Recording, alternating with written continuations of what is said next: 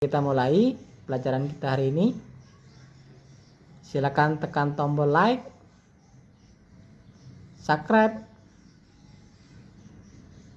dan tekan tombol lonceng. Assalamualaikum warahmatullahi wabarakatuh. Jumpa lagi dengan Sejarah Indonesia. Hari ini kita akan membahas tentang politik demokrasi terpimpin. Pengertian demokrasi terpimpin. Demokrasi terpimpin yaitu sebuah sistem demokrasi di mana seluruh keputusan dan pemikiran berpusat pada satu pemimpin, yaitu presiden. Konsep demokrasi terpimpin pertama kali diumumkan oleh Presiden Soekarno dalam pembukaan sidang konstituante pada tanggal 10 November 1956. Latar belakang demokrasi terpimpin. Dari segi keamanan nasional, terdapat banyaknya gerakan separatis terjadi pada masa demokrasi liberal yang menyebabkan ketidakstabilan negara. Dari segi perekonomian, sering terjadi pergantian kabinet masa demokrasi liberal yang menyebabkan program yang dirancang oleh kabinet tidak bisa berjalan secara utuh, sehingga pembangunan ekonomi menjadi tersendat. Dari segi politik, konstituante gagal dalam menyusun undang-undang dasar yang baru untuk menggantikan undang-undang dasar sementara 1950. Masa demokrasi terpimpin. Jadi demokrasi terpimpin merupakan hasil pemilihan dari anggota konstituante ini. Dari pemilihan tersebut 269 orang setuju. Bahasanya kita akan kembali kepada Undang-Undang Dasar 1945.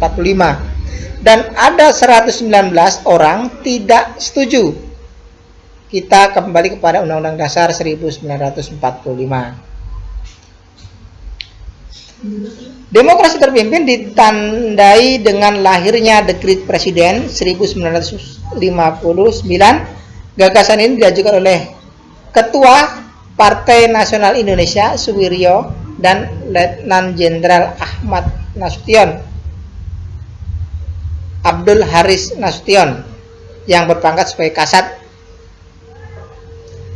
Tidak berlakunya Undang-Undang Dasar 1950 dan berlaku kembali Undang-Undang Dasar 1945, pembubaran Badan Konstituante, pembentukan MPRS dan DPAS. Sistem politik demokrasi terpimpin.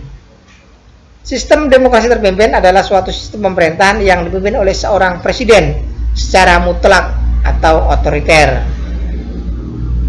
Kata-kata demokrasi terpimpin ini diambil dari penafsiran dari sila keempat yang berbunyi kerakyatan yang dipimpin oleh hikmat kebijaksanaan dalam permusyawaratan perwakilan. Pelaksanaan sistem ini antara lain membentuk MPRS yang anggotanya ditunjuk langsung oleh Presiden, membentuk Dewan Pertimbangan Agung yang dipimpin langsung oleh Presiden, membubarkan DPR hasil pemilu 1955 dan membentuk DPR GR sebagai bentuk manipul atau menyatukan lembaga-lembaga tertinggi negara dengan eksekutif. Jadi presiden sebagai pemimpin tertinggi menjabat seumur hidup. Inilah kesalahan yang dilakukan oleh presiden pada saat itu. Jadi ada eksekutif, yudikatif, dan legislatif itu harus terpisah, berdiri terpisah. Ada suatu yang menjalankan pemerintahan, ada yang membuat aturan, dan ada yang mengawasi. Itu seharusnya. Karena ini dilakukan oleh presiden sendiri, sehingga itulah yang menjadi kesalahan. Pembentukan Nasakom. Nasakom merupakan gabungan tiga aliran politik, yaitu nasionalis, ini dari PNI, Partai Nasional Indonesia. Ada agamis atau agama yang diambil dari Nahdlatul Ulama, dan komunis yang diambil dari PKI. yang merupakan sebuah gagasan Soekarno tentang penyatuan pilar-pilar kekuatan pemerintah dengan berlandaskan manipol Nasakom. Demokrasi terpimpin membawa angin segar masuknya paham komunis di Indonesia melalui PKI.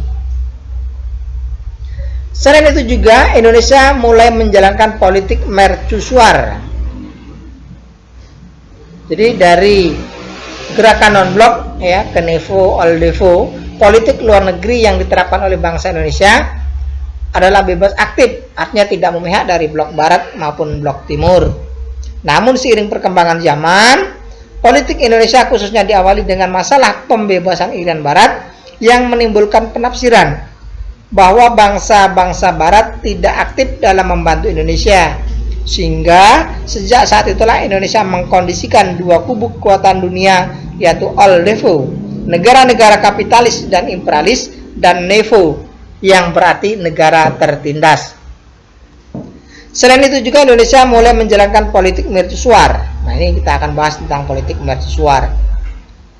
Politik mercusuar adalah sebuah politik luar negeri yang ditempuh pada masa periode Indonesia demokrasi terpimpin. Kebijakan ini ditandai dengan pelaksanaan pesta olahraga besar-besaran yang bernama Game of New Emerging Force atau GANEVO, yang berlangsung antara tahun 1962 hingga 1967. Jadi 5 tahun.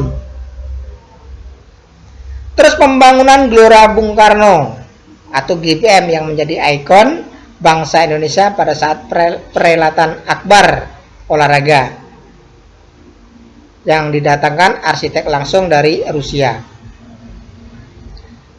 Pembangunan Hotel Indonesia, membangun monumen Selamat Datang dan jembatan Semanggi yang semuanya dananya itu tidak sedikit. Nah, mungkin hanya ini dapat kami sampaikan. Sampai bertemu di lain kesempatan. Jangan lupa subscribe, karena subscribe itu gratis, saudara-saudara. Sekian dari kami. Terima kasih atas perhatian. Wassalamualaikum warahmatullahi wabarakatuh.